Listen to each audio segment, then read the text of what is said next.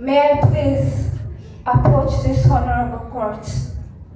Your honors, learned counsels, and everyone who stands before this honorable court. Good evening to you all. I don't even know if it's a good evening anymore.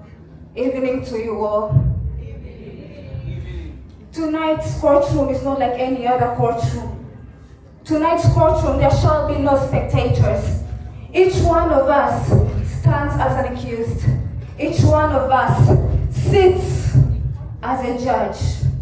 And by the end of this trial, there can only be one verdict: guilty or not guilty. The prosecution would like to bring forth the case of the people v. the price of the daughter. And the prosecution is ready to prove beyond reasonable doubt that society has placed a price on something that was never meant to be on sale.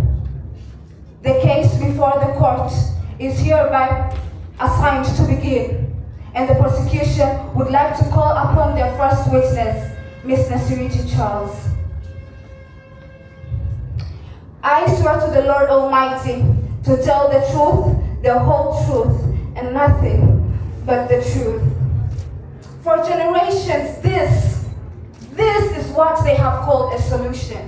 When poverty knocks, when school fees becomes impossible, when tomorrow looks uncertain, too often, a daughter is what they call an answer. Not her education, not her mission, not her vision, not her dreams. Her marriage, her dowry, her sacrifice. And somehow as a society, we and you have all been able to convince yourself that a daughter's future is the price a family must pay in order to survive. For many years, I watched girls I call my friends leave their homes with dreams in their hearts, expectations on their shoulders. They were all told that marriage, it promised them a better future than education ever could. And they believed it. But I watched, I observed, and I saw millions of girls all still hoping for that better tomorrow that has never come till today. And so, I thought I would be different. I chased dreams written in exercise books. I was never a disgrace to my family. They told me they married off my fellow girls because they were scared they would have teenage pregnancies. And so I did everything in my capacity to clear the doubts that I would ever carry a childhood pregnancy. And somehow, I have no idea, my name still made it to the list. Matter of fact, that day lives on today. And this is the reality for millions of Tanzanian girls. I looked into my parents' eyes, searching for the love that once called me their daughter. But somewhere between poverty and desperation, they no longer saw me as a child. They saw me as a solution. 6 million Tanzanian girls have faced this, and many more continue to face this. And society continues to perpetuate it. You know what the sad fact is? Their worth is measured without their voices. Men sit to negotiate their futures, asking themselves what will be paid, what will be exchanged, what will she bring. They call it tradition, they call it culture, they have even named it as a family's survival. But behind every agreement, there is a young girl who is paying a price for a burden that she never created and she was never meant to carry. Until today, society tells us, oh, I am lucky because I'm getting married at the age of 19. I am lucky that I'm getting married at the age of 15. But let me ask you a question. What kind of luck asks a child to give up their childhood? What kind of luck places a price tag on a daughter? What kind of luck exposes a child to domestic violence, to marital rape, psychological trauma, maternal death, obstetric fistula, and that is just naming a few. What kind of luck is that? And the worst part of it all is that the law is not enough to protect us. The law can barely define what a child is without contradicting And so for us to survive and avoid abusive fathers like mine, we are told that we need to trade who we are for what the world tells us we need to become, and that is a child bride.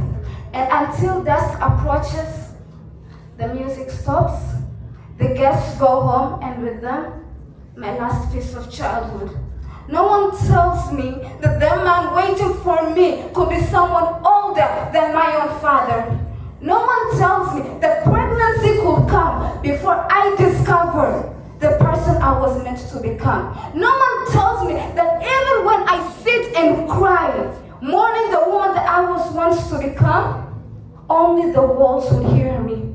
Because in my thoughts, the world-renowned doctor that I was once to become is now holding a knife to her neck because she can no longer stomach the struggles that she is going through. And I can see it very clearly in my thoughts.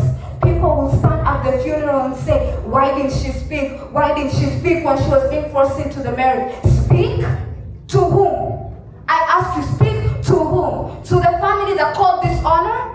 To the society that celebrated? To the system that has failed us? That has failed me? Yes, I agree that Tanzania has made progress. Tanzania criminalizes several forms of child abuse. Tanzania allows pregnant students who have dropped out to now return back to school. But let me ask you a question. What is the point of keeping the school gates open if we keep on leading girls to the altar before they're even able to reach at the school gate? Why should I be too young to vote, too young to enter into contracts, too young to make decisions about my own future, yet somehow I have become old enough for marriage, old enough for pregnancy, old enough to shoulder the burdens of the whole family? And you know what they tell me?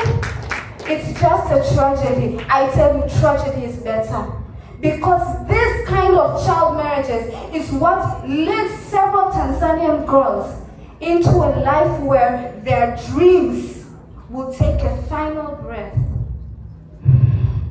before they ever did. And so I say what? Enough for me, enough for all those Tanzanian girls. This definitely is not us, and it's definitely not me. But this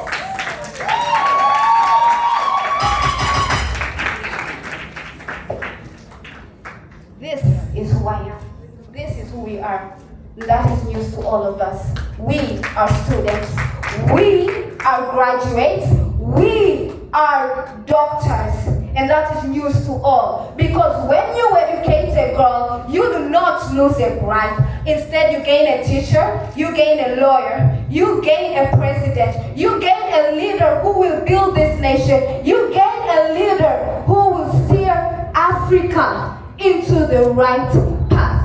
So if you want to fight poverty, fight poverty. Don't make us your solution. If you want to find the solution to your problems, fight the system that creates those burdens. Fight the system that creates those problems. Do not make girls carry and shoulder the burdens of it all. And if you want to measure the price of a daughter, the price of a girl, stop counting those cows. Stop counting the money.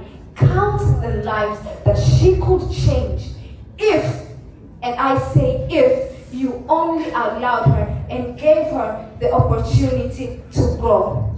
Let not this dress fool you. It weighs me down. Let these shoes not fool you. They hold you back and lead you to a future that you were never destined to go. Let not the veil fool you, because it only hides a girl who is yet to discover who she is. And with that, the prosecution rests their case and returns the final verdict to you, the judge. Judge yourself. Pass a law. Are you guilty? Are you not guilty?